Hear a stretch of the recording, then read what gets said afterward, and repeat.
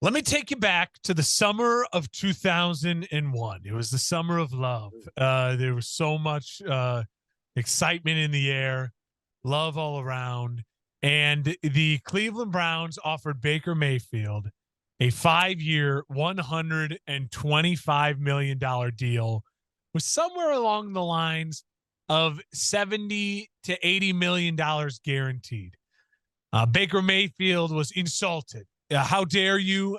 Josh Allen's getting this. Mahomes got this. Lamar's asking for this. How dare you? I'm insulted. I am insulted. Flash forward to December 5th, 2021. Less than 2 years later, Baker Mayfield is cut and he has no NFL future. Gentlemen, ladies, everyone, betting on yourself isn't always the best thing in the world to do. Sometimes self-awareness and having an understanding that these people don't understand how truly terrible I am at my job and taking them up on their offer is the best thing you can do for yourself. And Baker Mayfield, he was too cocky to see that, and now he's all alone. There's no one here beside him, as Donkey would say. Yeah. How the mighty have fallen, right? And I mean, they were never truly mighty from the jump, but it is interesting, man. He was, arguably the Browns' best quarterback in several decades. Got them to their first playoff win, did it against the division rival Steelers. They were feeling great about themselves. He had that moxie that represented Cleveland and just that passion and that, devil may care attitude that they seemed to need at that point in time. And yeah, I mean, how much can change in really a year from the highest of highs to an injury, frustration with the coaching staff, and then being shipped off to Carolina and requesting a trade after, Steve Wilkes said that Sam Darnold's the quarterback moving forward. After the bye this past week. And so they release him today.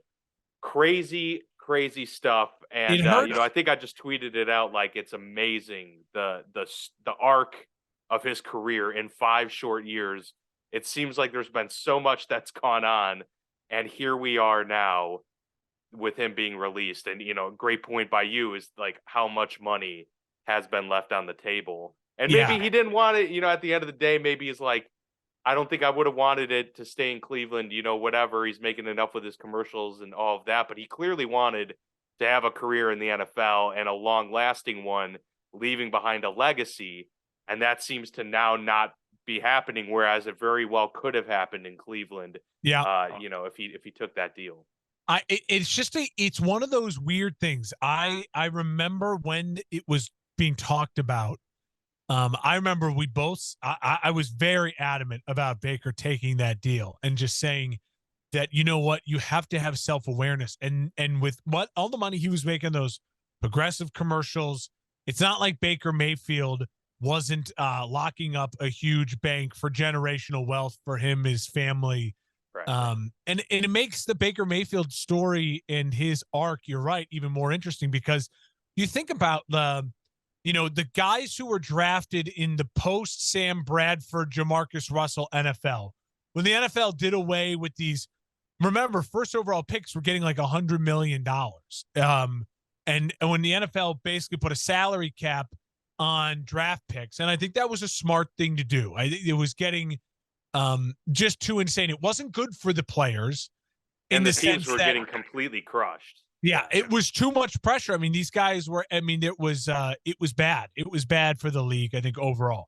These guys still make, if you're a first-round quarterback or you're a first-round pick, you're making money guaranteed that if you save and you're smart and you don't just go out and buy immediately like 5 cars, 3 houses, you should absolutely be set, very well for life. And then especially if you're a quarterback to where you can invest the money, you have other deals that come with it, right?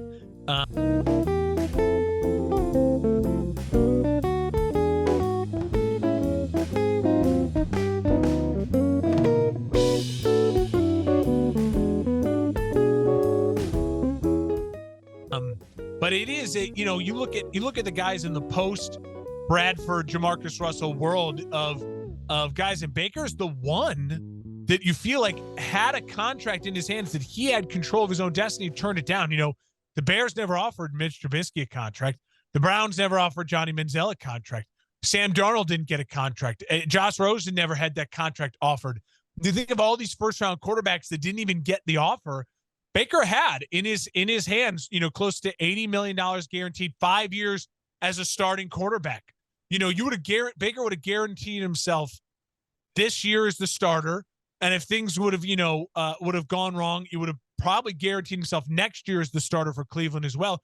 He would have bought himself 2 more years as starting quarterback for Cleveland, coming off of that injured season if he had signed that deal, to where it wouldn't be till after next year where they would probably have to figure out if they would want to move on or what the deal would look like. And you're right. And he would still be in a better position than he's in right now at that point if things didn't work out. Regardless of the money, he'd be in a situation where I'm still going to be able to pick where I want to go, most likely.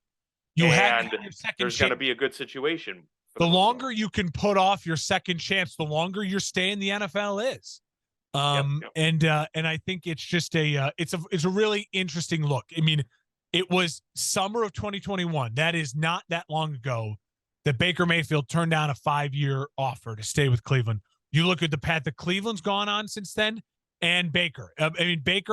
Cleveland basically said, all right, we're just going to go in a completely different direction. And Baker has gone completely downhill. The injury wasn't his fault, but he did not have a good year last year, and he's been a disaster this year so far. 1-5 as a starter, or 1-4, I thought I saw somewhere. And he's not 1-5 this year. Yep. He has not looked like he is capable of starting. Now, that being said, 49ers? It's a very enticing situation given what transpired yesterday. So a lot of that to get through today here in our week 12 recap, or week 13 recap, I should say, of the NFL season. And a couple quick notes, obviously, to touch on regarding the 49ers, regarding some other teams here with some major injuries. So we'll get to that real quick. And then really excited as we have an interview with a good friend of mine who is also a former classmate in college, and who has joined the media space as we have as well. He was a sports anchor and reporter for several years.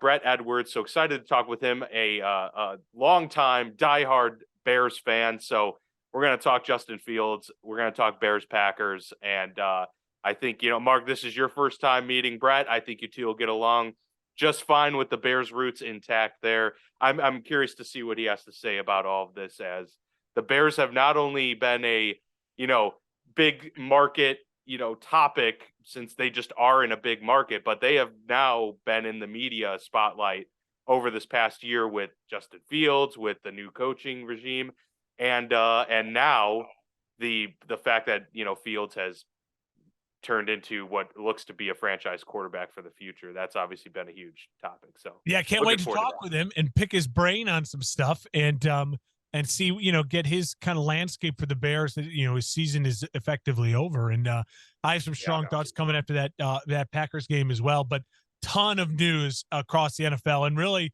the playoff landscape, in my opinion, changed when Jimmy G's foot got broken. Yeah, so Jimmy G goes down with that foot injury, done for the season.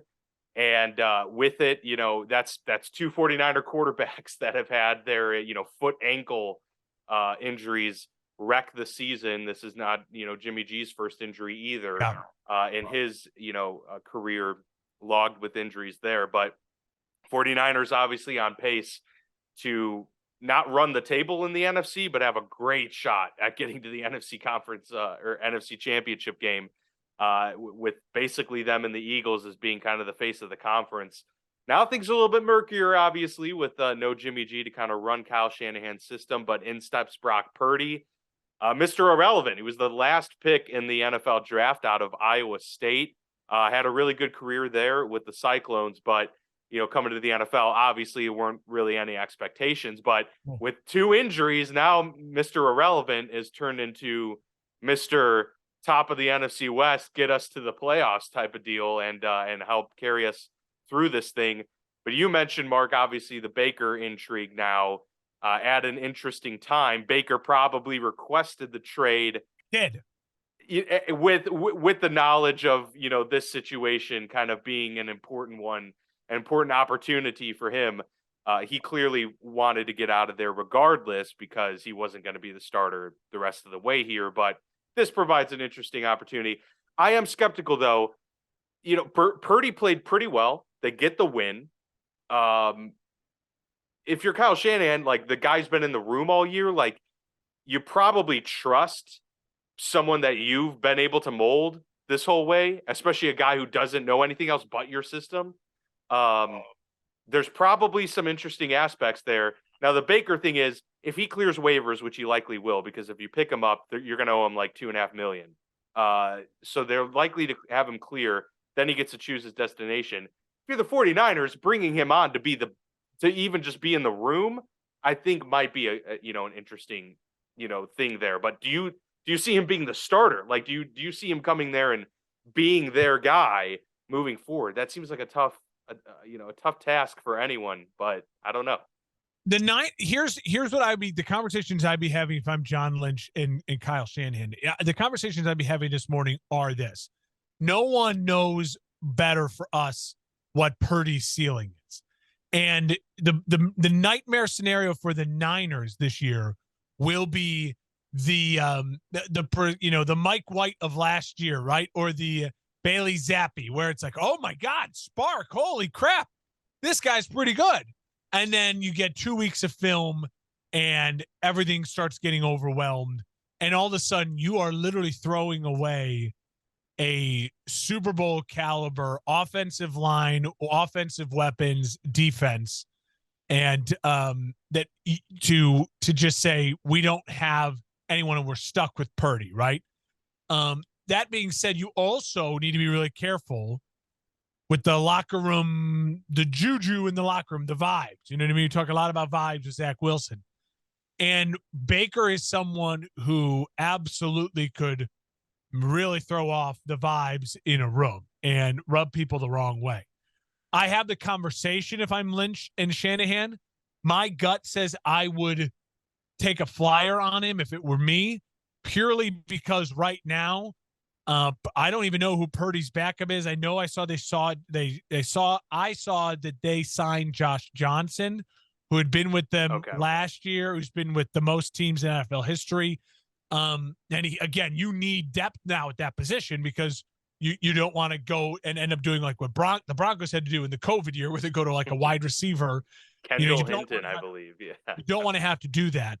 I would have the real conversation. If they signed him, I think their goal would be signing him to say, bring him in and let's see how this works. If he can come in, be motivated and feel like it's a fit. If I were the Niners, I'd be signing multiple quarterbacks. I would sign Baker with a couple other, just be like, we need to bring in some guys here now because we need the depth and we need to see who could be a fit. I wouldn't assume that Baker would immediately get a start or anything like that. But would it shock you then if the Niners sign him within a week, they go on a 2-game losing streak with Purdy and he looks bad and Baker's got now a week or two in the system that if Baker gets a start? It wouldn't shock me, no. But I think the Niners, if they don't do it, I don't blame them either. I don't blame them for saying this season's cursed and we hate to ride it out with Purdy, but that's how we're going to do it either. Yeah. I mean, hey, look, the Christian McCaffrey trade is looking even more and more imperative now to get a guy that can actually run, like take over the offense. They didn't have a player like that before, really. They do. That's very true. They have some experience with each other. Look, I mean, if you're talking about who's the best person to bring into that quarterback room, talent-wise, it's absolutely Baker Mayfield. I mean, that's available right now, no question about it. So I think that's an interesting, way to move. I think you ride it out with Brock Purdy until he gives you reason to be like, okay, we can't do it. Like, this is a disaster. Maybe he struck lightning in a bottle for one game, but the rest is not looking great. So at that point, then you can turn to Baker. Maybe he has 2 weeks now under his belt at that point. Yeah. And maybe a little bit more comfortable, or just, get him healthy and he can make a playoff run potentially if you need it to. So It's an interesting time of the year for this to happen for the 49ers, but also they're in a good spot. So there's some room there at least for them to feel Yeah. at least a little bit comfortable with their situation I as do opposed to what it could be. I do think this is for just talking about Jimmy G here for a second. I think it's fascinating for him as well. I think his future in San Francisco is now officially done. I think this gives Shanahan and Lynch enough with the press to be like, guys, we we can't with Jimmy G. You know, the Trey Lance injury was a freak injury, and we drafted him for a reason. And Jimmy G was here, but again he gets injured, and then maybe it's a freak thing, but there's something that just keeps happening with Jimmy to where he cannot stay healthy, he cannot be reliable. So it gives you the freedom to go back to Lance pretty easily, but it also gives you the freedom if you're the Niners, maybe to take that flyer on a Tom Brady in the offseason, to feel a little bit easier about bringing in Brady, saying, hey, we need Lance to get healthy and we need Lance we want him to learn under Brady for a year, you know what I mean? Or whatever it may be. I think, and also if you're Jimmy G, I think it really hurts your chances of starting, gaining a really solid starting job in the NFL. I think he will be starter somewhere next year. I don't think it'll be in San Francisco, but I think it hurts his chances of getting that, hey, we're going to commit to you for 2 to 3 years type of thing, because this was the perfect scenario for him to go on a Super Bowl run, play decently enough, and either stay with the Niners or get a nice contract somewhere else. And this really killed that for him. Jimmy G's future in the NFL is secure. He will play in the NFL if he wants to. But as far as that, hey, you're in a really good spot, a contender kind of going out on a limb and committing to you, I think this really does hurt Jimmy G's future in that way. Yeah, those are all great points. And, we had a couple other notes too that I think we'll touch on as we get to the games in this week 13 recap. But before we get there, let's get to our interview with Brett Edwards. Really exciting stuff. Ready to talk some Bears. All right, welcome back. We are here with special guest Brett Edwards. Brett and I go way back to our time at Illinois State, and Brett had his run in the TV business as well as a sports anchor reporter for the NBC-ABC affiliate in Terre Haute, Indiana, and then also the ABC affiliate in Lexington, Kentucky. Did a stint in Indianapolis, and now he's back in Chicagoland. So our resident Bears fan Mark Hespin now has another Bears fan friend here on the show. Brett, welcome. Hey, thanks, guys. I appreciate you having me. I'm excited to be back in the old stomping grounds, but most importantly, I always love to talk Chicago Bears. And Mark, I share in your misery with you. So yeah, it's all about spreading the misery. But I just want to start there, Brett. Obviously, for me, I don't know how you feel this morning on a Monday. It's obviously not a victory Monday. But I was talking with a couple of coworkers here at the radio station this morning. I don't remember the last time I felt this good after a Packers loss. And I think it, maybe like that week 1, 2018, because you're like, you see the potential in Khalil Mack had such a big first half. But it's all about Justin Fields. Like, he brings so much warmth and joy, and he's bringing at least me warmth and joy. What are your thoughts on a Bears victory, Bears loss Monday, but it doesn't sting as much? that's such a good way to put it, because in years past, whenever we'd play the Packers, and I'm one of those fans that says we. I know some people might not like that, but I put a lot of stock and time into this. But in years past, I would go into Packer weeks, just grinding my teeth, getting ready to hate everything green and yellow. And to be quite honest, yesterday, watching the game, I never got angry like I used to. I never was upset. I knew that all along. The defense was in a great bend but don't break all game, and I was very happy with the way they played. And I had a feeling, though, that Aaron Rodgers is going to ultimately pull them out. And in years past, I would have said he ripped my heart out and stomped on it. But yesterday, I genuinely didn't really care that we lost. And I know it sounds terrible to feel that way, but I'm, like you said, I'm excited with where we're at as a team. I feel like Justin Fields is showing on a weekly basis that he can be the guy. He just kind of needs the right tools around him. Right now, he doesn't have that. And so yesterday, the game ended, we lost, and to be honest, I was like, all right, cool. Usually it ruins my day whenever they lose, let alone when the Packers come in and beat us in Chicago. But I'm pretty happy with the way that things are going this year. You know, it's a tank season. We knew that going in when Poles took over, Ryan Poles, and got rid of Khalil Mack and other guys that were a big part of the team for the last few years during that Nagy pace era. I was glad to shed that fat and kind of just say, you know what, we need to restart. We have a lot of holes, so let's just suck this year, which is what they are doing, and set ourselves up for the future for the next 5 to 10 years and rebuild. So I'm happy. I hate to, keep losing games, but I feel like, if this is going to help set them up for success for the next 10 years, I will gladly take a year of losing where they expect to lose rather than the last 4 years where they expected every game to win with Matt Nagy, because 2018 did set us up and made us feel so hopeful about the future. And then to have the carpet just ripped underneath you the last 3 seasons. I'm kind of happy with the state of affairs right now up at Hallis Hall. Obviously, want to be good as every year, but again, this is the best case scenario right now, is seeing Fields take the next step, but also know that you're going to have a good draft position and ultimately help improve the team in many areas. This is something Mark and I have talked about on the show. I'm curious what your thoughts are, Brett. Have you seen enough to be convinced that Fields is the guy? He is the franchise quarterback now, and this is like a feeling that you haven't had probably in your lifetime as a fan. Yes, I've seen enough. It's kind of funny. Early on in the season, I'm one of those guys where no matter who the quarterback is, I will give them the benefit of the doubt to the utmost degree. Absolutely. I did that way too much with Mitchell Trubisky. Made a lot of excuses for him. I have his damn jersey, for goodness sake. So I had to see that, hopefully make sure that investment the Bears put into him, and myself included, panned out. Obviously it didn't. Love Jay Cutler, even though he had his shortcomings. But having said all that, I feel like Justin Fields is the guy. And the reason I feel that way is, from the beginning of the season, yes, there was a lot of frustrations, but again, it goes back to there's no offensive line. The receiving core is very lackluster. When Darnell Mooney's your number one, that's usually not going to bode well for your offensive production. So you see what's kind of happened, and it all kind of came to a head in that Thursday night game with the Washington Commanders.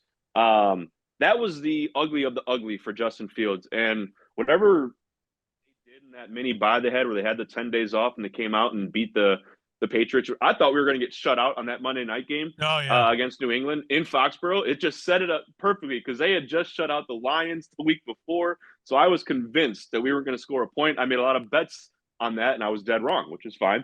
I'll gladly lose bets if that means the Bears score points. So I've seen him progress very, very rapidly in ways I've never seen a quarterback for the Bears kind of make those next steps. Obviously, he runs a lot, but it's easy to do when you're when you have 2 to 3 seconds to pass the dang ball to get it out of your hands. So he's got to rely on that. But I will say yesterday, my favorite play, and I texted my older brother and I, we always talk Bears every Sunday. I texted him as soon as that play happened. It was like a 3rd and 10, 3rd and 11, and Fields stepped up in front of the pocket, and he had 10 yards to run the ball. He had the first down if he would have wanted to run the ball. He got to the top of the pocket, stopped, and threw a strike to, I forget who it was, but it went for like 20-plus yards. And that right there, I was like, oh, my gosh. He's actually relying on his arm, and he made some really good throws yesterday. Again, I don't want to, say, oh, good job. You did such a good job because they made a good throw or two. He's an NFL quarterback. He should. But a lot of the throws yesterday were tight windows.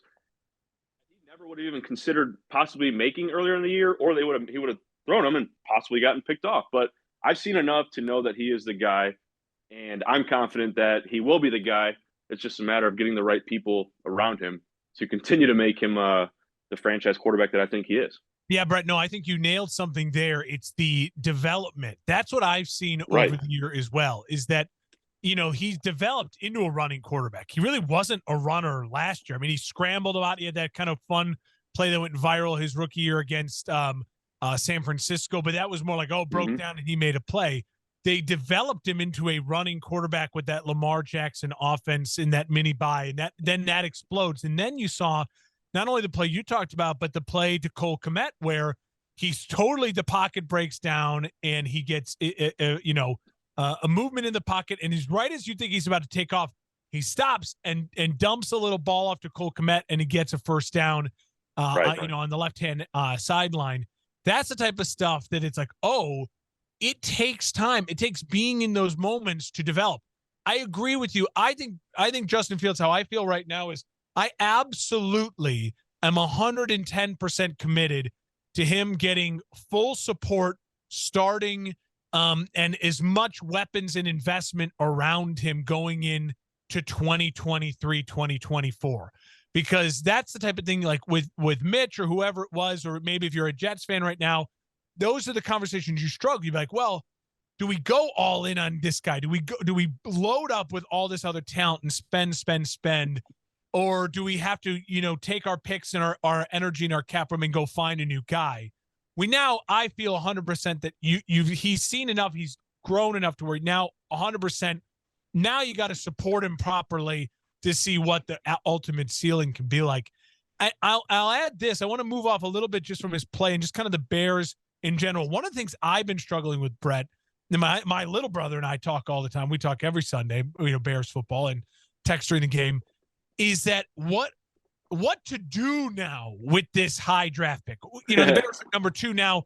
It's going to probably be a top 5 pick and then all that cap space. Because I'm a person who already I'm so burned by the spending the money on Pernell McPhee and just how much of a disaster that is.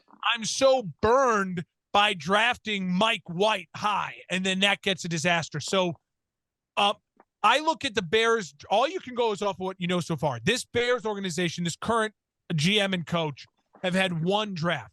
And I thought they nailed their defensive draft picks. They really have done a great job. Brisker, Gordon, finding some guys early on that worked.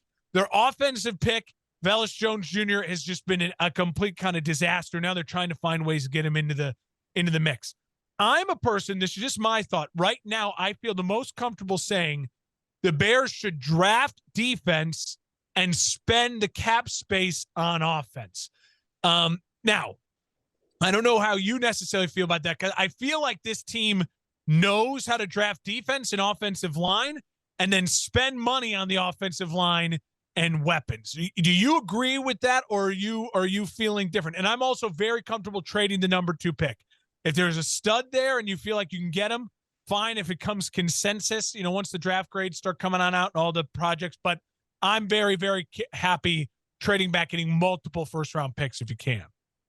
It's a lot, but no, you're good. It's funny. Don't tell my employer this, but I spent about an hour this morning looking up draft standings and everything that has to happen. Yeah. I know that, unfortunately, ironically enough, not to bring it back to the quarterback situation, but I was all in on the Bears getting Russell Wilson a year ago, and I'm very happy that we did not do that and deplete our whole franchise once again, because Denver's an absolute mess. They're a dumpster fire. Now, what stinks, though, is they lost yesterday when they were winning again, or they got beat by a Lamar Jackson-less Ravens team late. That hurts us because once our bye week ends, they're going to leapfrog us. So we're going to end up with likely the 3rd or 4th pick overall. I think Denver will get the 2nd. And the Rams, how funny is that? Stafford gets traded from Detroit, and then they're going to get a top pick from the Rams. Detroit will, because of that Stafford pick. So it's kind of funny how things play out like that. I am all in on scenario that improves the team, because unfortunately we do have such a wide array of needs on both sides of the ball. I am a Alabama fan. My grandpa was born in Alabama. My dad's he was a huge Roll Tide fan. Will Anderson is an edge rusher that gets me up in the morning, because I've watched him for a couple of years. I've seen him all over Twitter on weekends. He is an absolute game demolisher. He's like an Aaron Donald type. And the Bears, you saw yesterday, They did not get a single – right. They didn't even touch Aaron Rodgers. He was clean, and his jersey had no marks on it whatsoever, because they can't generate – exactly. They can't generate pass rush, and you need that in the NFL. The secondary, again, it was a bend, don't break. It's hard to break when your secondary is going through what they've gone through, because there's nothing up front. So if they can get a Will Anderson or the Jalen Carter guy from Georgia, I'm all for that.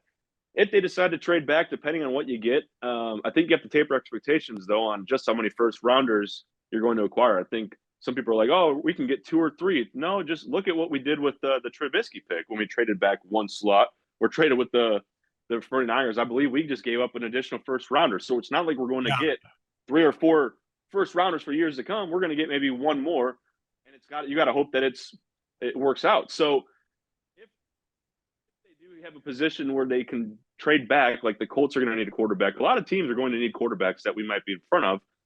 I think you trade back, but I also wouldn't mind taking a generational defensive Yeah. player in Will Anderson or Jalen Carter because we know as Bears teams we've had great defenses. You need great defense, and right now with the offense, even what's funny is the way the offense is, they still can produce points. But it's funny of all the years we've watched the Bears, we've seesawed, and now the defense can't stop a nosebleed. The Bears or the offense can score points. What if we just had a better defense that can limit teams to about 17 points a game, and we can trust our team with the weapons they have now to score more than that? That's how you win ball games. You score more than the other team, right? So if the defense can improve a little bit, the offense, we make some good off-season additions in the offensive line. Maybe try and get a slot receiver or somebody, because I know there's not really a premier receiver available in free agency.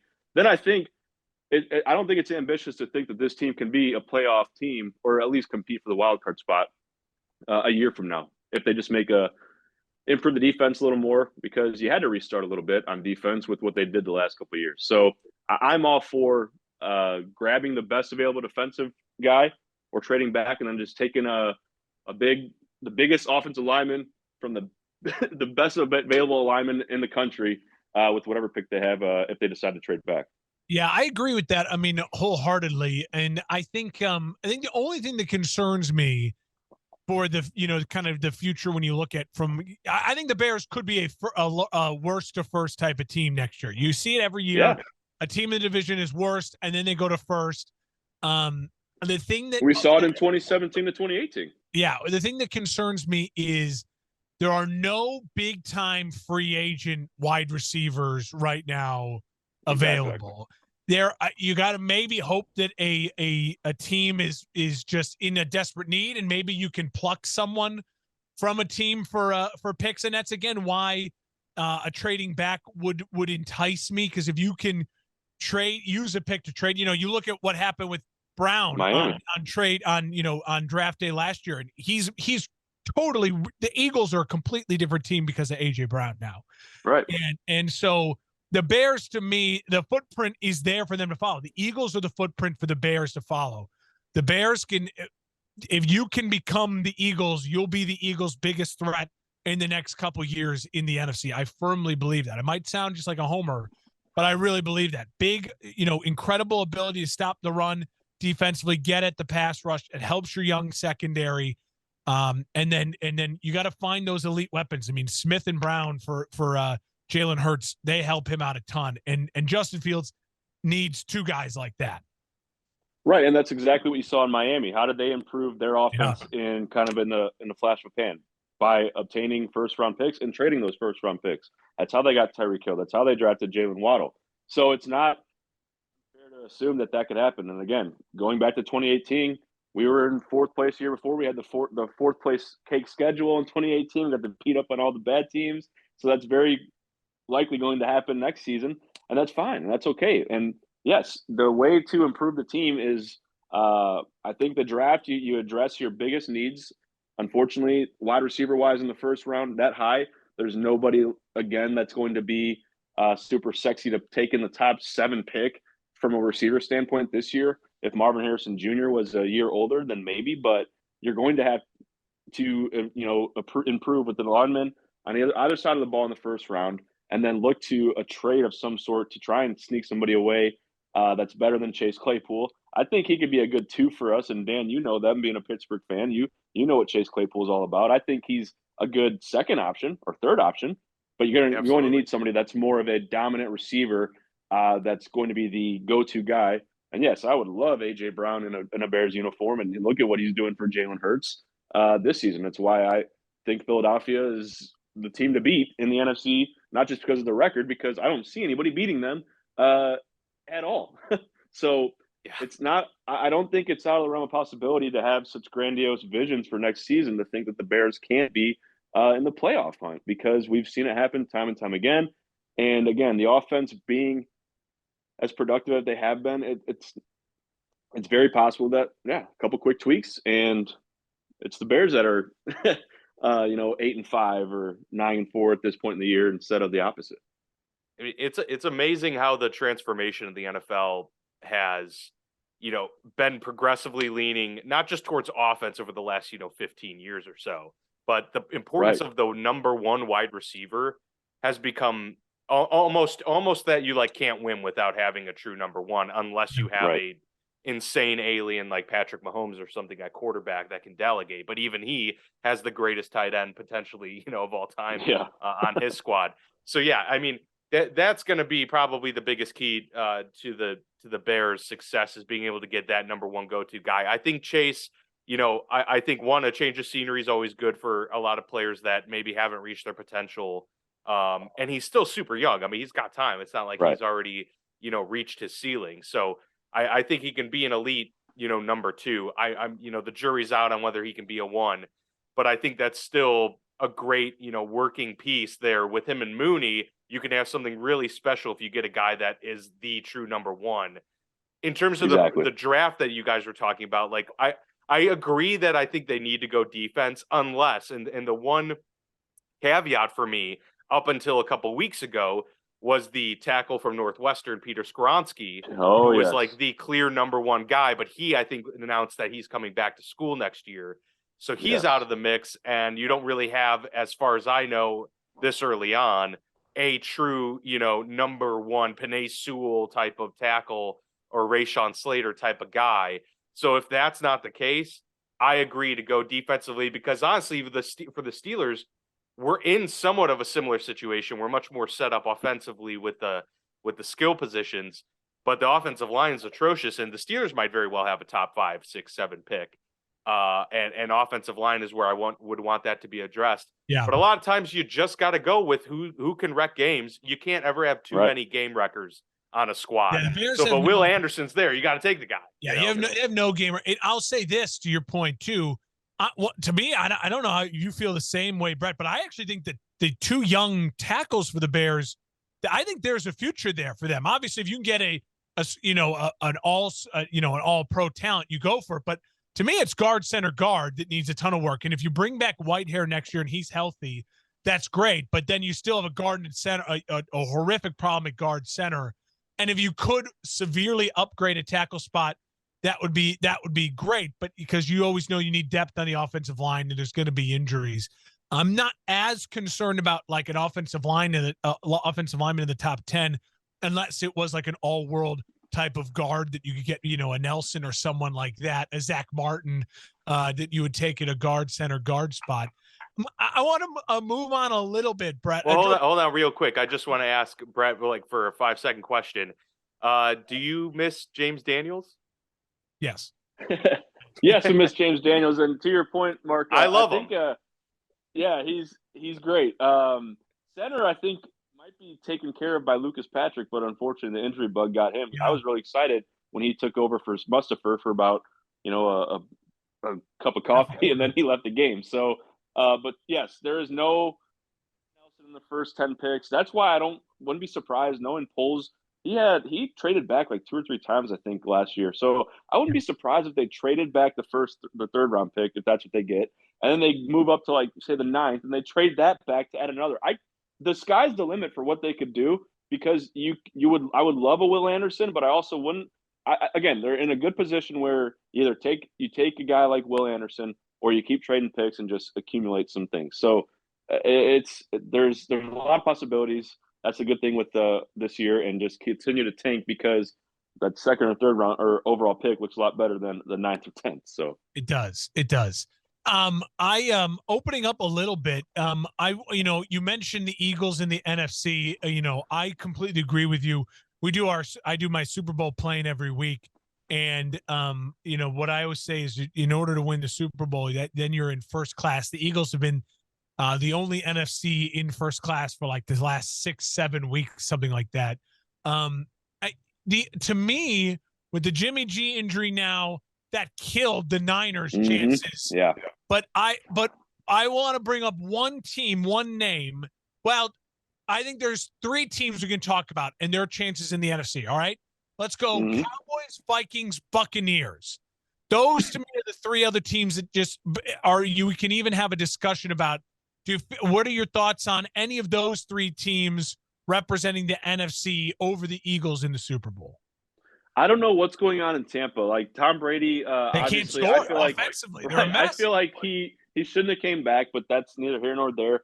I wouldn't be so worried about Tampa, even though yes, they're still led by Tom Brady, as much as I would be with Dallas. That's where it's Dallas. Look what they just did last night. I mean, they had 7 touchdowns as a team. They're putting up points in bunches. Their defense has really improved. So even though I know a lot of people hate the Cowboys because they're America's team, I would love to see an Eagles Cowboys NFC conference showdown. That would be great because I do think they're the best 2 teams right now. Again, Jimmy G, to your point, getting a broken foot really hurts the San Francisco 49ers. That defense is out of this world, and then all the weapons they have. But I think it's Minnesota. They have a lot of good weapons, but they also have Kirk Cousins, and history has shown us that Kirk Cousins, when it comes to those big moments, sometimes falls short. Now, who's to say that won't he'll be able to punch him through? They're a dark horse, yes, but I really think it's a 2-headed race between the 2 of the NFC East teams in Philadelphia and Dallas, and I'm here for a Dak versus Jalen Hurts showdown to see who's going to the Super Bowl. Before we let you go here, Brett, I wanted to ask you real quick, obviously, because we talk a lot of Bears, we talk a lot of Steelers on this show, and then branch out to the whole NFL as well every week. But, me being a Steelers fan, I'm curious what you think. So, they get Kenny Pickett. He's the only first-round quarterback this past year in a relatively weak quarterback class. And I've been relatively impressed overall. And you guys kind of touched on this earlier about the progress of Justin Fields, and that's really all you can ask for is seeing consistent progress in certain areas. I think I've seen that with Kenny Pickett. Now, I know you probably haven't watched every game, like every snap of every game, but I'm sure you caught them a couple times. They were on that Monday night game last week. Mm-hmm. I'm just curious what you think about Kenny Pickett, what you've seen from him in relation to maybe even what we've seen from some rookie quarterbacks in recent years. Mac Jones, the Zach Wilsons, things like that, who maybe we've seen a higher ceiling from the jump, but haven't seen them really moving the needle at all in terms of progressing. I feel like Kenny has had improvements despite them not, translating to a ton of on-field success. What's funny is when we look at the quarterback position the last several years, if you look at these quarterbacks that are now established, like Josh Allen, Lamar Jackson, and even Jalen Hurts, for that matter, they're not coming in here and dominating offenses like Peyton Manning or these other guys. And I know Peyton's a top tier quarterback, but these rookies do take a little longer to transition in the NFL. It's going to take a year or 2 to finally see them produce on a regular basis, and then that year 3. Their junior season, that's when they take that huge leap. And I feel like Kenny Pickett's in that same boat as Justin Fields, Lamar Jackson, Josh Allen, in that he's on his way. He's learning, he's improving. You only have a small sample size, but he has all the pieces in place to be a successful quarterback for years to come. So you guys won't miss Big Ben Roethlisberger because that's obviously a huge loss for Pittsburgh to have to go into the next decade with without that quarterback. But I do feel like he is a good answer for you all. Was really glad that he actually is playing and doing somewhat well because I was really scared that Mitch Trubisky was going to go there and have great success. So I hate to root for his demise, but I'm also happy that he leapfrogged Trubisky in that regard because I would have really just hated life if he was an worldly amazing quarterback. But becomes an all-pro. Yeah, but with Pickens on the outside, he's a stud receiver, and you're going to have a lot of fun watching those 2 for years to come. So I do think we'll see Kenny Pickett be quite a problem in that division and that conference. Just got to give him some time. You just got to be patient. And sometimes as sports fans, we forget that, right? Patience is key in all facets of life, but especially for sports. Being from the Chicago area, we have too much misery that we know of. So it's hard to be patient when this is what we put our love and support. Well, yeah, and time when it's going on 3 decades, you're like, all right, patience is running thin. Exactly. But yes, I do think Pickett again. I haven't seen a lot because, to be honest, I haven't consumed the NFL sports as much as I used to because I can actually watch the Bears. When I was living away from Chicago, I had to be resourceful in how I watched football. So I would have to go to bars and I'd watch the Sunday ticket. So I'd watch the Bears. I'd be able to watch every game, or I would actually have the Sunday ticket. So admittedly, I'm only relegated to Bears football and the one-off primetime games. so I can't speak to much as much like I used to. I kind of feel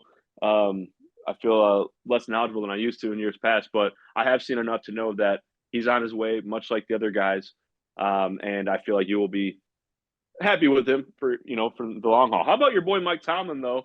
I just saw this viral video where a fan yeah, from says Barstool. hi to him, and Right. and he's like, "Hey, I'm working." So that's the kind of guy you got leading your football team. So no matter who's at quarterback, I know Tomlin can get the right answers out of him to make the most of whatever player, because he's a hell of a coach.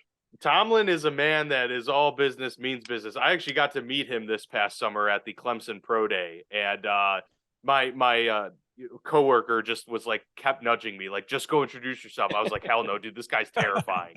And I eventually did just go up and say, hey, introduce myself, which, like, there's no reason he would ever, like, he needs to know me or know who I am for any reason at all. It was purely self-serving, and it was evident from the jump. But like, he's so commanding of a presence. Like, he's a terrifying guy, but like an awesome one to root for. Like, I'm glad he's my coach. Right. Not my coach, but He I'm will doing only the same thing. But yes, he's your coach, Dan. He is my coach. Don't worry. He will only get more terrifying with age too. Just like wait till he's like 70-year-old Mike. Oh Tomlin. yeah, he's the get off my lawn type of. Oh, yeah, absolutely. No, terrifying no stuff. Brett, we've taken up a lot of your time. I really appreciate it, man. Thanks so much for coming on. We'll have to get you back here again sometime soon. Absolutely. I'm always happy to talk Bears. Bears again, win or lose.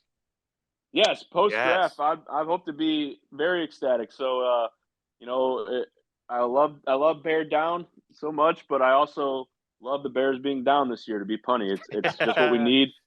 This is a year to just rebuild, reset, and figure out that if number one's the guy, and I feel like they have some answers that he is, and they kind of know what they need going forward to be successful. And I do think another thing too, a lot of people were complaining about Getsy's play calling. I agree. He was very conservative at times yesterday.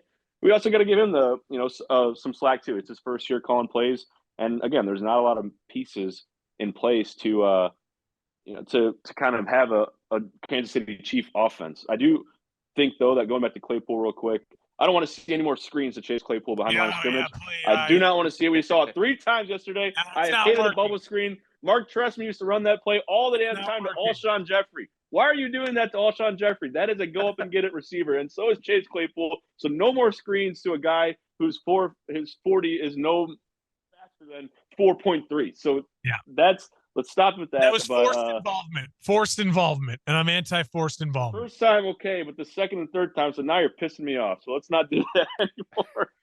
We can't have Brett Edwards pissed off here, ladies and gentlemen. Come on, no. Let's go. Maddie, if it was company, if you have a gadget player, and I know you said Velus Jones, Mark, is kind of a disaster, and I agree, but that's the kind of guy you put behind the line of scrimmage and let him just get in space and make people miss. Yeah, that's Chase the Claypool shifty is not player. a speedster, right? So I can go on and on, but I appreciate that. Appreciate the time letting me talk Bears. Again, let's pray for a top 3 draft pick, and it's either Will Anderson or trade back, and I'd be happy either way. We are both rooting for the same thing because the Steelers have your second-round pick. So the higher that pick is, the happier welcome. I am as well. That's funny. Yeah. You're welcome. Good stuff. All right. Thanks, Brett, so much. Brett Edwards, everyone. Hope to have him on again sometime soon. Thank you again, Brett. Thanks, guys. Dan, I wanted to just say as we say goodbye to Brett there, that was one point he made, when you guys were talking Kenny Pickett at the end, and this is something that we can talk more about when we touch on the Steelers really quickly. I think, it's so fascinating for Steelers fans. You start to see the flashes now. Kenny Pickett had probably his best game as a pro in that win against the Falcons. Now you say to yourself, he has between now and the end of next year to convince Steelers Nation what the Bears have been convinced by Justin Fields, right? That we are like, absolutely, this guy could be either the first or second best quarterback in our division. And if you feel that way, then you're like, we can move forward, because it's as simple as that. If you're a team out there and you look at your quarterback position, is your quarterback the first or second best quarterback in your division? 9 times out of 10, if your quarterback is first or second, you are a playoff team. You are a team with Super Bowl aspirations, and you are either winning your division or you're battling for your division. Very rarely do you have the best quarterback in your division and you're not in first place. The Packers are an example of that this year, but for other reasons, they're quite a disaster this year. And that's going to be hard for Pickett because it's Burrow and Lamar Jackson ahead of him, but they got to give him the leash, the runway, and he has the weapons to prove that in a year from now, when you're closing the end of his sophomore year, like, wow, okay, if we add a couple more pieces, this kid could be right there battling with Burrow and Lamar in shootout games and win, and we trust him.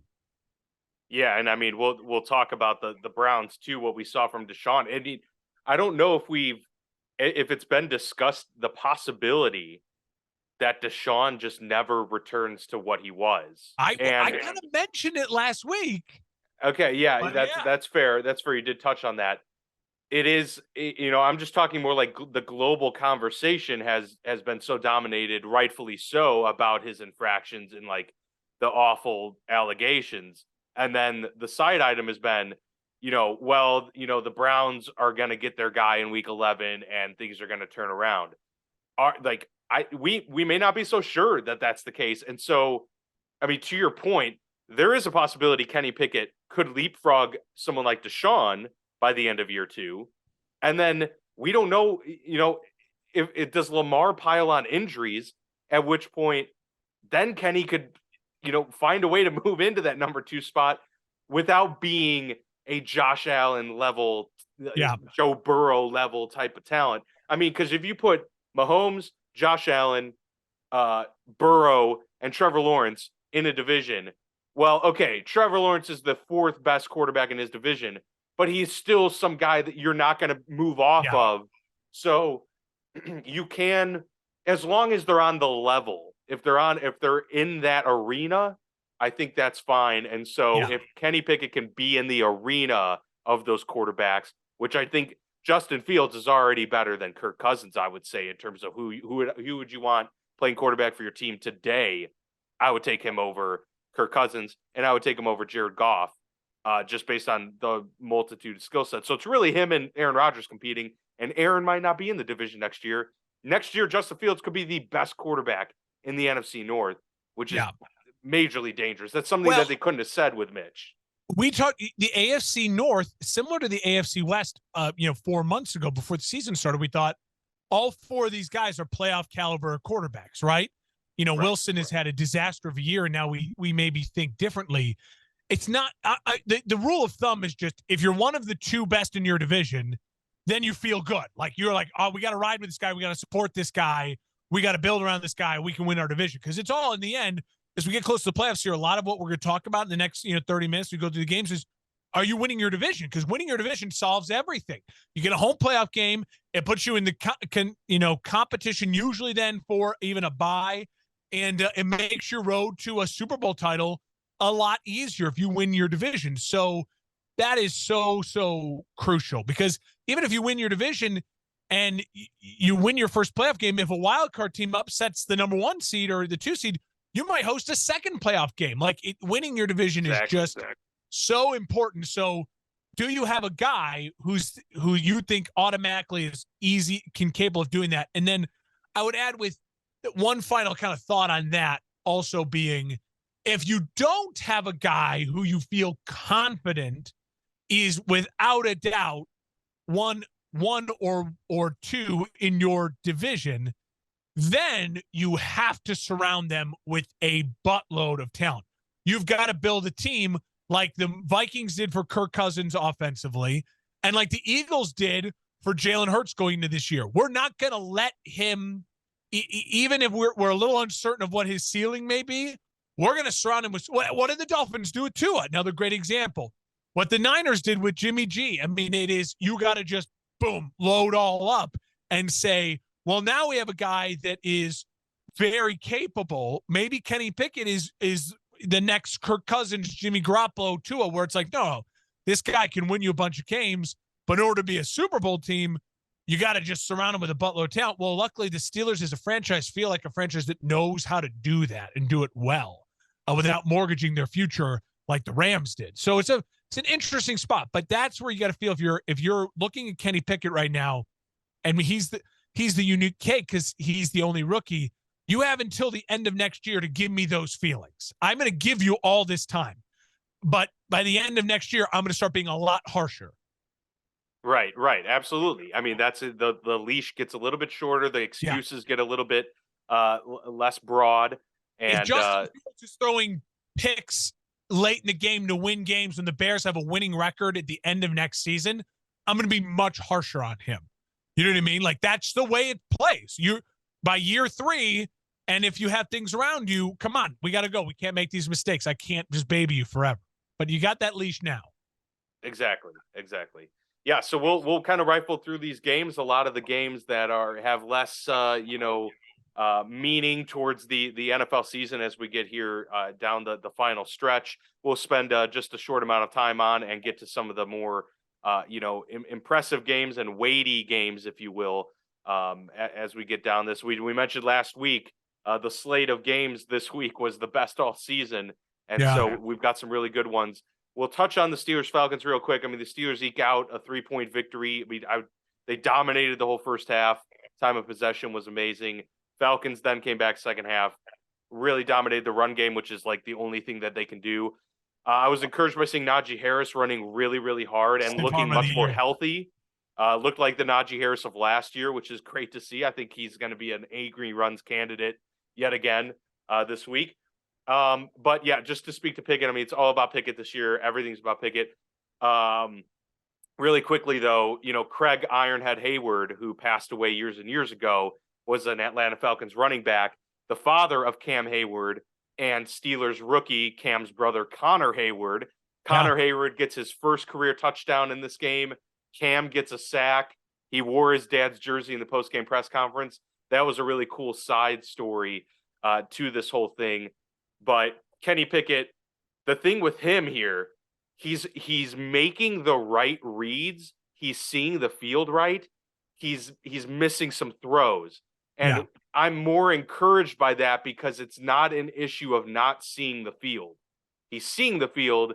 He's just getting a little too antsy, overthrowing some guys a little bit, missed Freiermuth on a clear touchdown. So yeah, those are things that you feel much more confident can be ironed out and corrected with more reps and more time. That's what gives me encouragement. The jury's obviously still out, but I'm seeing his best games come week after week after week. Yeah. And that's really all you can ask for out of a rookie quarterback. Agreed. I don't have much to add except that, glad the Falcons are kind of figuring out like, all right, we shouldn't be winning right now. We need a reset. And also, I'll just add one last point. It's good to also see your rookie quarterback or your young quarterback. In my case for the Bears, I want to see Justin Fields complete one of these game-winning drives. You know what I mean? Like, you just kind of want to see it. And Kenny Pickett winning a game and, on the road, like that's a great thing to see. Again, it's building that experience. So then by year 3, I can be like, you've seen it before. What the hell are you doing? Yeah. You know what I mean? I can tear you apart. And it can't be discounted, back-to-back road wins on a short week coming off of Monday Night Football. That's tough for any team, let alone a team with a rookie quarterback. So, yeah, that's a good point there. We'll go back to the Thursday night game real quick. The Bills beat the Patriots. They just absolutely destroyed them, even though it was a lower scoring game from both teams, but 24-10. I mean, the Bills dominated this game, essentially. I mean, I don't know what more you can say other than Josh Allen, still looked great in this game. I don't know what the Patriots situation is. I mean, Bill Belichick has leaned into Matt Patricia saying, although it wasn't a super great bill of confidence when he said, well, it's too late in the season to make a change that big. Yeah. That was his vote of confidence in Matt Patricia as the OC. But nonetheless, Bills improved to 9-3. They are putting the pressure now because the Dolphins lost. It's like, all right, like Dolphins were like trying to come for the division. The Bills are like, nope, wait, hold on. We're still here. And we're in the driver's seat with this one. So you'll take the division win any way you can get it. Absolutely. The Bills now, once again, control their own destiny. They got the Chiefs to lose. They got the Dolphins to lose. They got to win. Good feeling right now if you're a Bills fan. And if you're a Patriots fan, you look at this game and this is the epitome of like, what are we doing? Like this offseason is really important for the Patriots. Do they make a move at quarterback or if they need to be in the market? You always talk so much about head coaching. You never talk about like offensive coordinators, but like What do the Patriots do? Do they get aggressive? Do they bring back a Bill O'Brien? Where do they go? They are stuck in the middle right now, and it's an interesting thing for Patriots fans and us as NFL fans. We don't really know how to feel about the Patriots. They got a defense that's got some teeth, but is missing a piece or two, and then an offense that just does not look like it has an identity and is confident in what they're doing, and a young quarterback who I feel like can do everything that we were just talking about with Kenny Pickett. Like, he can do it all, but he needs real creative play calling. He needs creative support. He's not Justin Fields, who can just make some magic and then things work out for him. So the weird feeling for Patriots Nation. Yeah, no question. The Lions crushed the Jaguars 40-14. Trevor Lawrence, the dude is otherworldly, because that first half hit where his leg completely gets rolled up underneath him, bends the back the opposite way. All of the Twitter literal doctors, I'm not saying that figuratively, all of the Twitter doctors were like, this looks really bad. This is like an ACL, or maybe at best like a meniscus tear. He comes back. I thought it was like an Alex Smith type, yeah. I mean, it looked awful, insane. He was writhing in pain. He comes back and plays the second half. Unbelievable stuff from Trevor Lawrence.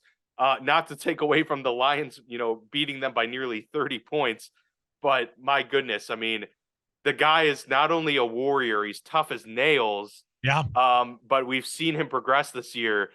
We've talked about all season long. We don't need to bang the drum too much, but he is clearly, to me, the whole package. And this type of thing shows his team that, they were 4-7. There's no reason for him to just completely go out there and put his livelihood on the line for that type of game, but he did. And I think that says a lot to the locker room, really. Yeah. I mean, again, I so predicted this. There were so many people. The Jaguars were favored in this game. I mean, it was stupid. They are the Jaguars still, and they're building. They are building, just like the Lions are building. But right now, the Lions have won 3 of 4. They have a little bit more momentum, a little bit more of an identity. They're playing well at home, the Lions. And right now, Jared Goff, you could argue, is playing the second best football of any quarterback in the NFC North. I mean, Kirk Cousins, Jared Goff are having much better statistical seasons and leading their teams right now than Justin Fields and Aaron Rodgers. Jared Goff playing really good football. Him and St. Brown have developed quite a damn connection. Everyone talks about Justin Jefferson and Cousins, deservedly so, but they are going to be fighting and scrapping down the stretch here. I don't know if they make the playoffs, but all of a sudden right now, if you're a team who's looking to needing a win and the Lions are on your schedule, that has become a nightmare of a game for you. It has. That's very true. I mean, they are that scrappy team, and to be able to put up 40 points on anyone shows that they've had that maybe their offensive burst that they had early in the season starting to come back, and they're getting a little bit more comfortable. I mean, 5-7, a lot can happen. Vikings, speaking of Minnesota, get a 5-point win. I mean, they hang on against Mike White and the Jets. 2 fourth downs. Those were the huge moments, and then an interception late basically just seals the win for them. But they kept giving the Jets more life there, and letting Mike White get another chance and another chance. But 27-22 win for Minnesota, which was really big, because we talk about, you not only want to separate. I mean, they've essentially locked up the NFC North. I don't think anyone's worried about them winning that division. But they want to put themselves in a position to get those higher seeds in the NFC, because you want to put yourself in the best position to not have to play the Eagles until you absolutely have to. So yeah, Minnesota 10-2 now, looking really good. Going into this final stretch here. But the defense is playing a little bit better. So yeah, I mean, I think all together, the Vikings will take this win, even though it's a home win that they barely, got against a struggling Jets team. But Jets are 7-5 still, and Mike White looked, a little more like Mike White, but still looking like a guy that can maybe eke out a few victories for them down the stretch here. The Jets have, with Mike White, are a competitive, tough, kind of fun team. When they had Zach Wilson the last like 5 weeks, they were like a really good defense and kind of flailing and dreadful. So I'm not counting out the Jets. I think the Jets very well could still be in a playoff position and not exactly be a pushover. They're not. I don't think they're a pushover team. I mean, they went toe to toe and had a chance to win the game in the fourth quarter against Minnesota on the road. Like, that says something about the Jets, but I also think it says a lot about Minnesota. Again, it's why none of us feel confident going all in on the Vikings. Their 2 losses on the year are to the Cowboys and the Eagles. So, now the Cowboys don't look like they're going to get a home playoff game, but the Cowboys don't feel too scared going to Minnesota to play the Vikings. They did it a couple weeks ago. We saw what happened. But you're absolutely right. The Vikings right now have got to stack wins together. They've got to put themselves in a position to hope somehow the Eagles get upset and they have home field throughout, because that is a real home field advantage. That crowd is up right now. They're feeling it this year as well as they should, because offensively, this team is it can be a juggernaut at times. Jefferson is so good, and so I hate to say it, but I'm really liking the coach O'Connell for the Vikings. He's winning me over more and more. Press conferences. He was on Part of My Take last week. I thought he had a great interview. It boils my blood a little bit because I hate the Vikings. But I don't trust them yet because the way they're winning some of these games. I mean, this was a Jets team with Mike White on the road, and they had 2 fourth down chances to win the game, and the Vikings let them in that spot both times. So I don't think the Vikings should scare anyone in the NFC. But the Vikings, if they are in the Super Bowl at this point in time, we have to say it wouldn't be shocking because of the offensive firepower, and they're in a position winning regular season games to host playoff games. Yeah, if you're Minnesota, the fewer games you have to win in the playoffs, I mean, obviously for anyone, but for Minnesota especially, who hasn't had a track record of winning several games, the less primetime Kirk Cousins, the better for sure.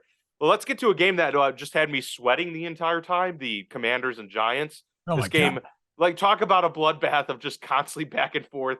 Like, who's going to pull this one out? It looked like at the end of the fourth quarter, the Giants were going to just win this game. They had it in hand. And then Taylor Heineke, leads them down the field and gets a touchdown to send this into overtime. No one scores an OT. Giants' last-ditch effort at a field goal comes up short. So this one ends in a tie, which could have major ramifications here for the divisional standings, let alone just the NFC standings in general. Both teams now with a tie, and they've got the Eagles at 11-1, and then they've got the Cowboys there as well, just coming off of a win at 9-3. So now this tie could really come into play here. We've said it for weeks now. Like, the Giants and the Commanders are going to battle each other 2 games down the stretch, and one of those teams is going to win it, and that's the team to make the playoffs. But they've decided, I guess, a handshake agreement. Let's tie no these team is going to win it. Yeah, let's tie these games. Yeah. It just goes to show you these teams are they're pretty evenly matched, and they both have some really big fatal flaws. But again, I just felt like Heineke played better down the stretch, certainly than Daniel Jones did. I thought there was moments the Giants offense got kind of out of sorts. We'll see what happens here now going down. I mean, the tie is it's not detrimental. We know that the thing about ties is they can help you when it comes down to when you're making playoff pushes, because it is not a loss. It is not a loss. Now, both these teams have got to get back up in the win column, but it will help them certainly when it comes down to it. They got to play again. I still feel better about the Commanders right now than I do the Giants. I'll just say it. I would feel better about the Commanders too, because I think they're more complete. Absolutely. Yeah, Giants throwback uniforms are sick. Those are awesome, and I wish that those were their actual jerseys that they just wear every week. Because so sick, so good there. So let's get to the Philadelphia Eagles and the Tennessee Titans. Philly getting a 35-10 win over Tennessee. Jalen Hurts putting on a show, looking more and more comfortable week in and week out. And A.J. Brown doing A.J. Brown things in this one. There's no magic to it, as Mike Tomlin would say, or nothing mystical about the win. It was just Philly is that good. And Tennessee is no slouch, and they made them look like, these guys don't belong. I mean, a 25-point win destroyed them at the trenches and through the air. This is going to be a tough task for just any team. I mean, the fact that they even have a loss is kind of crazy. 11-1 Philly on a roll yet again. This is the game that answered the most questions for us of any of the games of the weekend. The question going into it with Philly was, of course, Philly, has had some scrape buys, some blowouts, but against a team that is just as physical as Philly, that wants to play almost a similar kind of style, big plays and a physical, dominate you at the line of scrimmage type of game. They were more dominant than the dominant physical line of scrimmage team, and they held Henry in check. Their defensive line is back to where it was playing, before that loss to the Commanders. And you feel great if you're Philly right now, especially too. Can we just say Jalen Hurts? He's playing incredible quarterback play, not just running the football. He's throwing the ball. He sees the field. He's making accurate throws. He's making deep throws. He's managing the game at times. I mean, Jalen Hurts has really been impressive. And again, it gives me hope for that is, like I said earlier, that's the blueprint the Bears just need to follow. Look at Lamar Jackson, look at the Eagles, find the best of all that and infuse it with passion into your franchise around your young quarterback. Because those two guys, I really think Fields is a mix of those two guys. He's bigger than Lamar and Hurts. He's faster than Hurts. He's got the big arm like Lamar. He's got kind of the silent leadership like Lamar. This kind of head down guys just love him. And Hurts but Hurts is a tank. I mean, he's just like goal line stands. They always bring up the squat numbers. Yeah, so questions answered for Philly. Questions answered for Tennessee. We got our answer. Can you play with the best of the best? Absolutely not. But that doesn't mean you're not a good team and you won't make the playoffs, and you may still upset someone in the playoffs, but you are not a Super Bowl caliber team. I don't know what Tennessee needs to take that next jump. They need one or two dudes on defense, guys that you just kind of fear, you absolutely fear, an Aaron Donald name. You know what I mean? They need someone like that, an extra guy like that on their defense. And then I think it might just be they need to a little more explosive at the quarterback position. But does that change anything? I don't know. Their division's still really winnable going into next year. And so the Titans, my questions were answered. Can they hang with the best of the best? No, they can't. But that's okay. They're in a good spot right now. They are in a good spot right now, and I totally agree with everything you're saying about Jalen Hurts. The guy is much more than just a dual threat quarterback. This guy can flat out throw the football, and he's going to be an issue for years to come. A steal in the second round. Before we continue, I wanted to show this one stat that came out during the broadcast yesterday. 79 of 180 games this year have been decided by 6 points or fewer. This was through week 12, so not counting yesterday's games. 79 of 180 games decided by 6 points or fewer. That is the most in NFL history. Wow. We added 5 this past week, so that would bring us to 84 of 185. I would imagine that record holds still at that point. It's a very close league. It's been a very, we talk about the blueprint for parity. The NFL is that, and it still is getting all of the attention that it could possibly ever want. And that's why leagues like the NBA, and even to a lesser extent, the NHL and things like that could take note of how they are able to do this. And maybe it's not replicable because the NFL is such a unique sport this way, but and of course baseball too, they really need that. So it's just amazing what we've seen. We've seen good football. It's the minimal amount of games as well. That helps with the parity. Yeah. It really does. And it's the one a week, and it sets up the urgency of things. Yes, it really does. And sometimes you can have a worse team come out and play the better game, and it's easier to do that on a Sunday in front of 70,000 people as opposed for an NBA team on a random cold Tuesday night in January for a team from the South to go up north and come up and have a big emotional victory. Like it's just different. It is just different. Yeah, it's a great stat because it just goes to show again, it's a cover our butt stat. Like, guys, this is hard. It's hard talking the NFL, making predictions, and it's the league is very, very, very tough right now. It really is.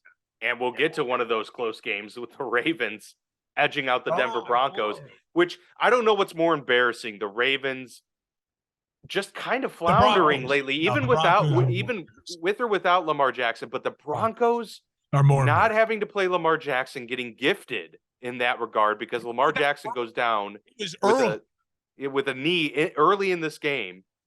Tyler Huntley comes in, who is one of the better backups. I'll give him that in the league. And his system.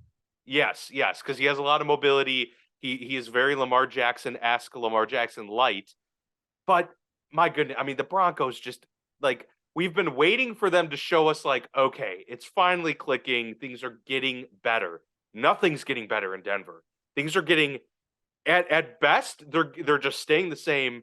Otherwise, they may be getting worse. I mean, 3 field goals in this game, no offensive touchdowns yet again. And the Ravens end up with a fourth quarter touchdown that puts them over the top because the Broncos just cannot find any rhythm offensively. And once again, you've got the turmoil on the sidelines. I mean, things are just not going well there. They are not let's ride in Denver for sure. I'll say it. I'm this is all I'm saying about the Broncos for the rest of the year until it happens. They need to fire their coach. They need a breath of fresh air. And then they need to hopefully, if someone on the staff is an interim guy who can bring a little life just for, the last couple of weeks to get feel good vibes back in the locker room. And then you go on a big coaching search and a hunt and you do whatever you can to get Russell Wilson and a coach that feel like, hey, we can be simpatico. We can lead this team. And you have to start building a team in that way. That's all to talk about with the Broncos. For the Ravens, I'm not pushing the panic button yet, but I think it partially is because the Ravens are just, my expectations have just, they're not the Bills or the Chiefs. You know what I mean? Like, and even I don't think they're the Bengals. So like, they're becoming a lot like the Titans. Like, I think they're a good team. And if the Ravens were in the Super Bowl right now, I'd be shocked. I'd be really shocked. Lamar would have to come back, get healthy, and go on a real tear. And he's capable of it. I mean, we've seen it before. He's an MVP. But I would argue that the Ravens just have not done themselves any favors. They have holes on that defense, and they do not have enough weapons on offense for whoever's playing quarterback. They just don't. Andrews is great, but they need go-to receivers and weapons. I mean, like Jalen Hurts has. They should be looking at the Eagles, be like, how the hell do we get a Devontae Smith and an A.J. Brown, A-S-8 and P? Like, they got to do it. They haven't done it for years. It's since Lamar Jackson's been the starter, and it will be their downfall right now because we mentioned it. In the AFC, if you don't have top-flight weapons, you're done. If you don't have a Diggs, if you don't have a Chase, and you don't have a Travis Kelce, you are not competing with the best teams in the AFC. And then even if you somehow make it through that gauntlet, how are you going to compete offensively with a Justin Jefferson or an A.J. Brown and Devontae Smith? You just don't have the horses in your stable offensively. That's the Ravens' biggest problem. It won't get solved this year. So my expectations for the Ravens have changed this year. Mine have a little bit too. I mean, and I've lost confidence in the past several weeks. I'm just not sure that they can win multiple playoff games. I could see them winning a playoff game. I can't see them winning multiple to getting to the Super Bowl. And getting to the AFC Championship is heavily in doubt as well. So Well, I know we'll talk about the Super Bowl playing late, but I know where I would put them. The Browns get a win on the road at the Texans in Deshaun Watson's debut for Cleveland and his first action in nearly 2 years at his former team in the Texans. This was a sloppy game. This was dominated by Cleveland with their special teams and their defense, scoring 3 times collectively. They had a punt return touchdown. They had a pick six fumble recovery touchdown. I believe they had 3 interceptions and 2 fumble recoveries. It was 5 turnovers either way. And so that was the story of this game because Deshaun looked really rough, rusty as expected. Houston and Kyle Allen looked completely just lost over there against the Browns defense is probably middle of the road, but they couldn't get anything going at all. Dameon Pierce is the only thing that offense has right now. Yeah. So overall, the Browns found a way to get a win on the heels of some good defense and special teams play. But I don't think we're expecting much out of the Browns here, even with Deshaun Watson leading them down this stretch. Just seems like they'd have to go 5-0 essentially the rest of the way here to have a chance at the playoffs, because I don't see 9-8 getting them in. No. And I don't also see them getting to 9-8 at this point because they're not going to win every game with Deshaun Watson this rusty. Gutsy performance by the Texans. I give them credit, especially in the first half, coming out and keeping it competitive. All the emotion in that building. Credit to the Houston fans. Shout out to them. And listen, for the Browns, you have to talk about Watson like you're almost talking about the young quarterback. Like for Deshaun Watson, these next five games is all about just trying to get your bearings back so you can go into an offseason feeling good and feeling positive that you can build on it and you can start earning this mega contract that you got. Because again, if I said it 2 weeks ago, I think it was, when we were talking about Russell Wilson, like the Browns are right now are loving the Broncos because the Broncos are taking all the heat for like, what the are we going to do? And in lesser sense, the Cardinals are in this spot as well. Like, what are we going to do? We just paid a quarterback a ton of money, and this quarterback is underperforming and seems to not have any confidence and click with the offense. One game into the Deshaun Watson start with Kevin Stefanski, the Browns, they're in that spot. So the Browns have from now until the end of next year to hopefully get all the juju and the momentum going in the right way, because the Broncos are in fire their coach mode, and it looks like the Cardinals may be too. And they're already paying their quarterback a lot of money, and all of a sudden you pay your head coach a lot of money to not coach for your team.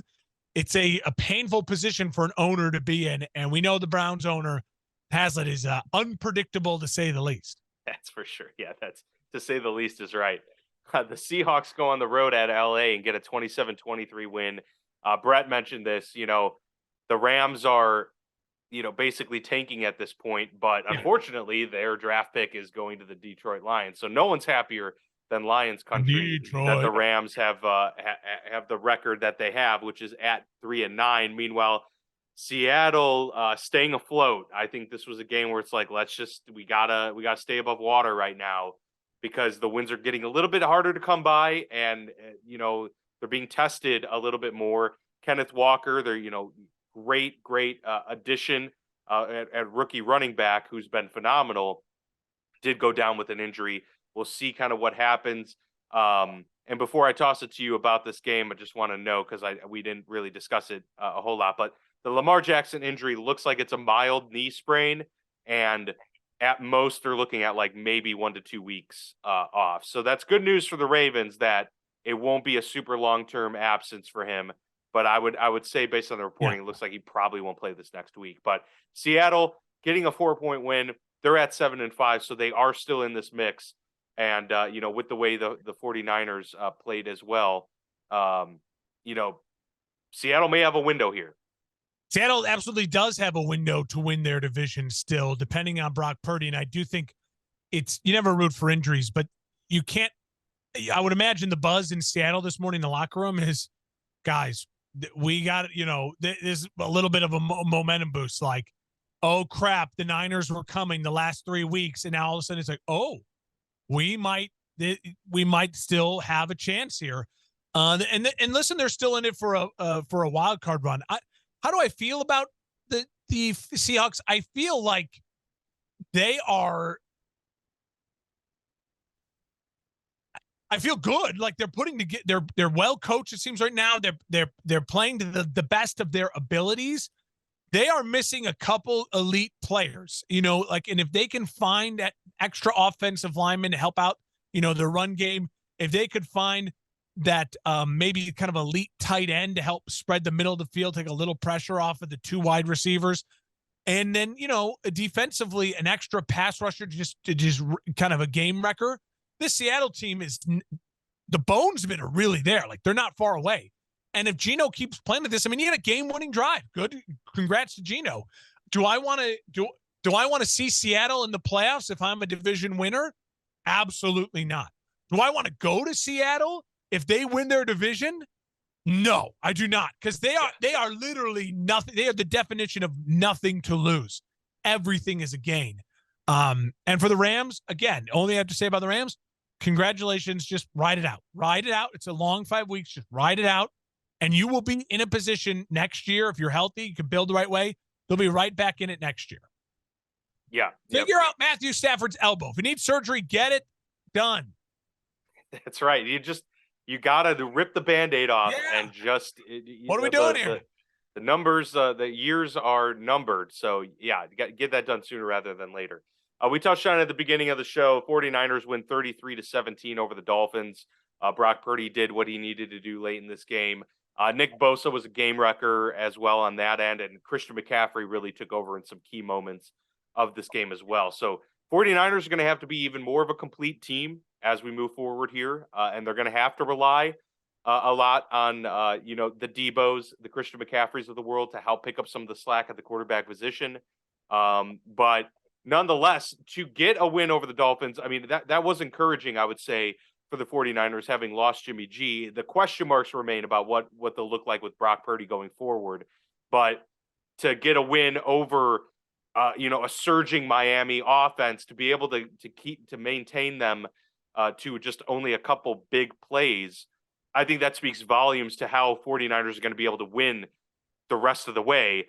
The defense is going to have to play shutdown defense. If you can hold a Miami offense to 17 points, and you could put up 21 with Brock Purdy, you can find a way to get yourself to where you want to be.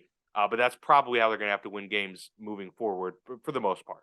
Yeah, I mean, listen, Tua was not great in the second half of this game. I mean, he had a couple plays, but overall, Tyreek Hill does so much of the heavy lifting if you actually watch. You know what I mean? You're looking, a touchdown pass to Tyreek Hill. Well, watch the play. I'm not trying to hate on Tua, but I'm just trying to say this was a moment where against an elite defense in a very much a playoff type atmosphere on the road for Miami. This is why you don't necessarily trust Miami in the playoffs. I think they are still a very good team. I think they absolutely could upset someone in a playoff run. But as far as going deep and competing with the top of the AFC, I mean, it was a letdown performance, especially because they were facing Purdy for most of the game. He played most of the game, and they just didn't feel like they were physically competitive. I said on my Saturday show, it's the finesse version versus the physical version of this offense, and the physical version won. And the better defense for San Francisco. Not counting out Miami yet, but it's a gut punch of a loss if you're a Miami fan. It's a little bit come back down to earth. And as we said for the Niners, you roll with Brock Purdy this week. I don't think you touch Baker Mayfield at all. You give him a chance. You build the confidence up. Say, all right, kid, we're all on you. We're rolling. And if it's a disaster, then you make a phone call. You bring him in. If he plays well, you roll with the hot hand. Yeah, I think you got to stick with him and give him that opportunity to start a game and see where that takes them. All right, let's move on to the Cincinnati Bengals edging Kansas City by 3, 27-24. This was kind of the boxing match, the heavyweight battle that we kind of anticipated it being between Joe Burrow and Patrick Mahomes. This game kind of had it all, but it was a comeback fourth quarter for Joe Burrow and company that got them over the hump. They were down, I believe it was 24-17 going into the fourth quarter there. And then they're able to rattle off 10 unanswered to get the win by 3. So big win for the Bengals, who, are atop the AFC North, and the Chiefs, who are on top of the AFC West at 9-3. I don't think that they're, necessarily worried too much. There's not a whole lot of competition in the AFC West currently for the Chiefs. But overall, I mean, these are the kind of games that you want to be able to gauge kind of where you're at. And Kansas City, just was a little bit of a letdown, I'd say, for Kansas City, but nothing to panic over. They ran into a really good Bengals team in their home, and Joe Burrow's the real deal. So it was kind of, and they were leading going into the fourth quarter too. Yeah. So it's not like they completely shit the bed on this one, but Cincinnati able to pull out the win. I think that says a lot about where the Bengals are at. There are a lot of question marks first maybe 6 weeks of the year. Now I'm feeling a lot more confident that the Bengals could, make a repeat run at this thing. This was I think you're underselling it a little bit. I think this was a season-changing win and season-changing loss.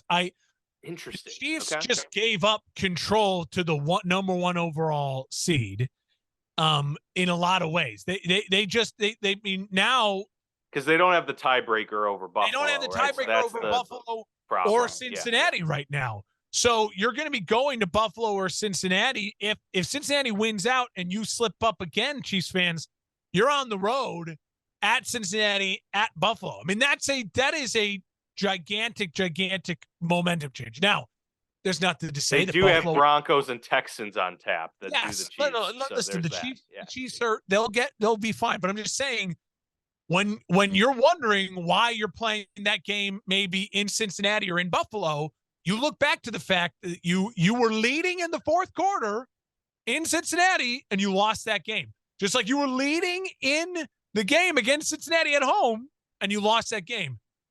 The thing that's so fascinating about this is that the Chiefs make everyone afraid. The Chiefs, like you're playing the Chiefs and you're like, oh, fuck, like, geez, like he just, well, look at how can we do, like he just does things and Patrick, and then where did Kelsey come from? Like, oh my God, like they scare people. They even scare Buffalo. Like Buffalo has a slight, like, the Chiefs, like, you know what I mean? Even though they've beaten them in the regular season the last 2 years, there's a big bad 13 seconds kind of like, no, we're not scared of Kansas City. We beat them deep down. Like that's a guy who's afraid.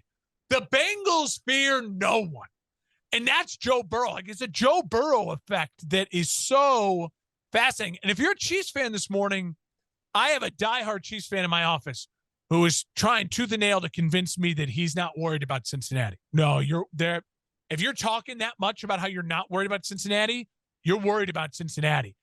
Joe Burrow's creeping into the minds of Chiefs Nation, and that is fascinating. As fans of football, right now, I don't know what 3 years from now will look like. I don't know what next year will look like. But right now, embrace the fact that we have something really cool going on with 3 really great young quarterbacks and 3 really great NFC teams, the Bengals, the Bills, and the Chiefs. All of them capable of cannibalizing each other, all of them capable of blowing out one another, all of them capable of winning on the road in each other's buildings, and all of them offensively fun to watch, all of them with defenses that are good enough to handle their offenses, and all of them with quarterbacks that are just at any given Sunday, you absolutely can say that guy can beat me. And it's a really, really cool thing we got going on in the NFL right now, in the AFC especially. I love this game. I thought it changed. It just changes a lot. I think it really does. It puts urgency for the Bengals to win out. It puts urgency for the Chiefs to win out. And for the Bills, you look at and you go, oh, like now the Bengals, like leave us alone. Someone like the Bills just want their time in the sun, but the Bengals aren't giving it to them. Yeah, I think you're probably right, especially with where it relates to the Bengals. Like I think it means so much more to the Bengals than the loss means to the Chiefs, because the schedule down the road, they play the Broncos twice, they get the Texans, they get Seattle, which is a very winnable game. So the Chiefs could easily win 4 of their next 5 and be 13-4, and I think that's good enough to get them the Probably the 1 2 seed, seed. probably the 2 seed. And so for that to happen, the Bengals still have to win out and go 5-0 down the stretch. And, that's tough. And we've seen the Bengals kind of slip up here and there. But I think that win did say a lot in terms of the confidence of the program, in terms of showing everyone that they belong still on that national stage, that they are the defending AFC champs, and that they could be right back where they started or finished, I should say, last year. The Raiders at home over the Chargers get a win 27-20. So the Chargers just disappointing yet again. They're a very confusing team. Yeah. There haven't been too many teams that are like super confusing to figure out this year, but the Chargers are one of them where it's like, man, they've got so much talent here. I know they've had the injury bug and that's been brutal. The defense has been just so bad, and that's been surprising. And the Raiders, again, just this team that's like, yeah, we'll have like just some big days with Devontae Adams and Derek Carr. Everything will be clicking on offense, and maybe we are seeing the turning of the tide there. The McDaniel system finally coming to fruition there. The Raiders have played better as of late. 3-0 since the Cry game. Yeah, they are on a streak. They're looking good. They're not completely out of the playoff picture, although it's going to be really hard to get in there. But the Chargers being 6-6 at this point, I think if you're a Chargers fan, this is somewhat inexcusable, especially in a season where the AFC West is more up for grabs than it may ever get to be, especially in recent memory and in the next season or two. This was for the taking, at least that number 2 spot, and now they're kind of playing with fire at this point at 500. Listen, they're a mess a little bit, and they are in danger of falling. If they miss the playoffs 2 years in a row with Staley, I think he's done. And I think Chargers fans would be okay with that, because I think Sean Payton is looming and lurking on that Fox set in Los Angeles, and he wants to get his hands on that kid. And no question. I will say this. On the opposite end for the Raiders, I love seeing that they've kind of turned it around a little bit, because the Raiders could have been – they're the team that, like, if it didn't work with McDaniels and they were all of a sudden a 1 or 2 win team, like, I mean, you're then talking about strip everything, fire everything. I mean, I don't know what they were going to do. So it almost feels good that, like, okay, the Raiders, we can just go back to them being like, all right, next year they'll be like 6 or 7 wins, whatever. Let's forget about them, as opposed to, like, I don't want to spend energy worrying about the Raiders. So I'm kind of glad they're just winning, get out of mind. And all right, things are going well for the Raiders right now. That's great. I'm wondering if I gave the Cowboys too much crap throughout this year, not giving them enough credit. They're 9-3 right now. They just blew out the Colts 54-19 in prime time. But at the same time, I keep trying to tell myself, like, I don't want to be fooled by the classic Cowboy dominant performance, which is only to be followed up by a couple disappointing losses and then a playoff run that is short, because that's just kind of how the Cowboys have been recently.